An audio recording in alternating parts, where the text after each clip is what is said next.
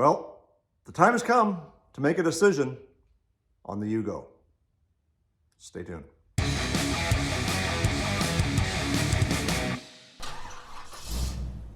Yeah, so the time has come to decide where to start back to work on the Yugo. And I think that I've made the executive decision that it's time to scrap the Yugo project altogether. And the reason for that is, well, two or three reasons actually. Plain and simply, I've certainly just lost interest in doing this project. Secondly, the views for the Yugo project have, well, they've not been great. And that tells me that not very many of you really want to see this project anyway. You'd sooner see things on Panther Platform or Dale the Truck. The third reason is because I think I simply bit off more than I can chew, and, well, I'm not a fabricator or welder. And that's at the point that we're at with this thing right now. If we were to progress further with swapping in the Toyota engine and transmission to make this car a little rocket ship. I still would love to be able to do this project, but what we're going to do right now is we are going to reflect a little bit on what we've done to date and get this thing put back together so that we can get it sold. If you're interested, I'm going to flash my email address here up on the screen. Send me an email or reach out to me on Instagram or Facebook. We can talk about it, see if it's something that you're interested in. If it involves getting it across the US border, because I am in Canada, I'll do everything in my power to try and make that happen. In the meantime, let's see where it all started. Hey guys, Jason here, Olde Carr Guy. Today we are heading to Prince Edward Island to pick up the new project vehicle for the channel, so stay tuned. As we made our way back off of Prince Edward Island, I decided it was time to stop and check what little ropes I had to tie this car down and give you guys a first glance at the vehicle that I had purchased. This is a 1987 Yugo GV, 4-speed manual 1.1 liter engine that had all of 55 horsepower.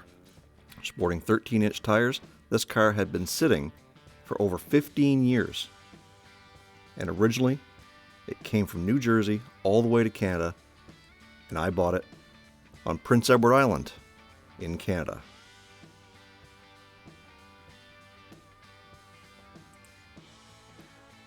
Once I got it home, I had some help getting this thing pushed off the trailer. It didn't take much. The car doesn't weigh a whole lot, less than 1,800 pounds. And the first thing we did was we tackled getting this thing polished up. Sitting outside for the last 15 years, it was pretty dull. So a little bit of buffing compound made the shine come out on this car.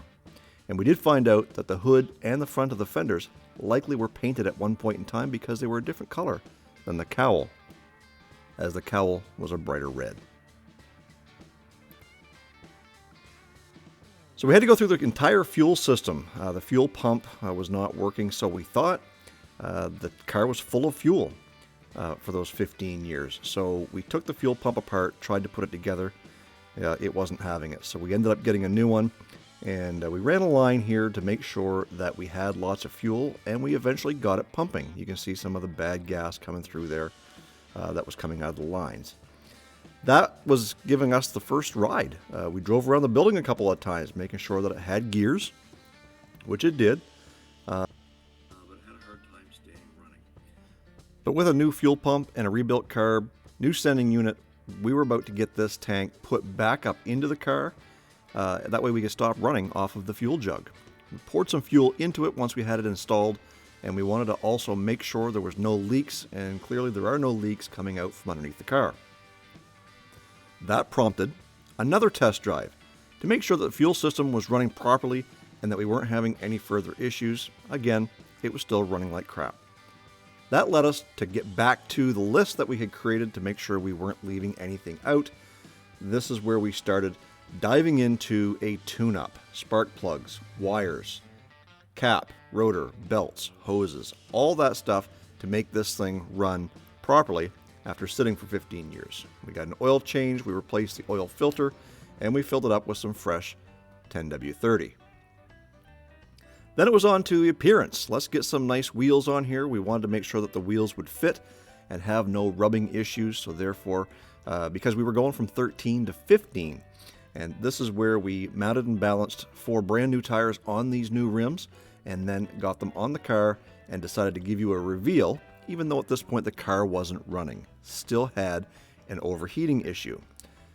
We managed to get a new thermostat into the thermostat housing, and because that was all mangled up inside there, likely had frozen with some weak antifreeze or water in there at one point in time, and we made our own gasket because I couldn't find any anywhere on the internet. We had some gaskets laying around. Once again, prompted us to do a third test drive where we found that the car was still getting hot, which we determined to be a faulty thermal switch on the actual fan. Once we replaced that, the fan would come on, cool the car down, and we never really had any more heating problems after that. Then it was on to a timing belt. We decided it was time to get the timing belt done. We didn't know when the last time it was done. The original one that was on it looked good. It actually looked like the original, especially with only 50,000+ miles on it. They needed to be replaced every 40,000, so we said it's time to get that done, and we replaced the timing belt after removing all the smog equipment on it. And as you can see here, we got it started and it ran just fine once we figured out how to set the timing marks.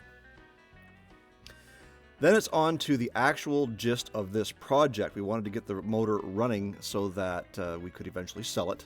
So it was getting the motor out of the Yugo as well as the Echo. There's the two of them on the floor together, very, very close inside, but we still had to make sure that the 1NZFE that we took out of the 05 Toyota Echo would actually fit inside the Yugo. So here it is going in, and we found that there's very little clearance on either side of the fender wells there, or the frame, but the engine was tipped at this point. We did feel that the engine would fit in there with absolutely no issues, or at least so we thought.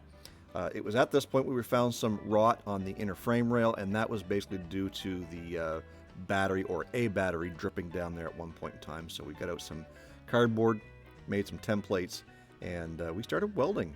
Yeah, I'm a welder apparently. Not a very good one, but I can grind one hell of a bead. And that's where we basically left off with this project.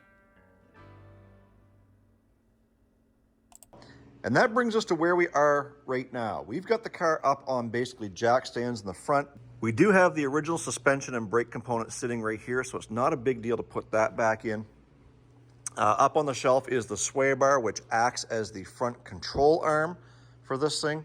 By getting that all put back together means we can take the original engine that we've done the tune-up on, we've replaced the timing belt. We do have to realign the alternator bracket here a little bit, which is going to be a lot easier to do out of the car, and drop it back in here. We'll get a lot of this stuff cleaned up that we started. We did fix a hole that was here. We have one more to fix, so we will get that done. We'll get all this cleaned up, make sure it's good to sell, and everything will be working the way it did before we started tearing apart the motor. The person who buys this car will be able to drive it up onto a trailer and or drive it home, wherever home might be. As I said in the beginning of this video, if you're interested, send me an email. I'm going to leave that right here, as well as my Instagram and my Facebook handles. You can reach out to me there in the DMs. We can see if we can arrange an agreed upon price and a way to actually get the car to you, or if you want to come pick it up, you can have a tour of the OCG compound. We'll take a few vehicles for a ride if you want, depending on the time of year. I suspect that me getting this car put back together is going to take me several weeks to do that, because we are in the middle of winter.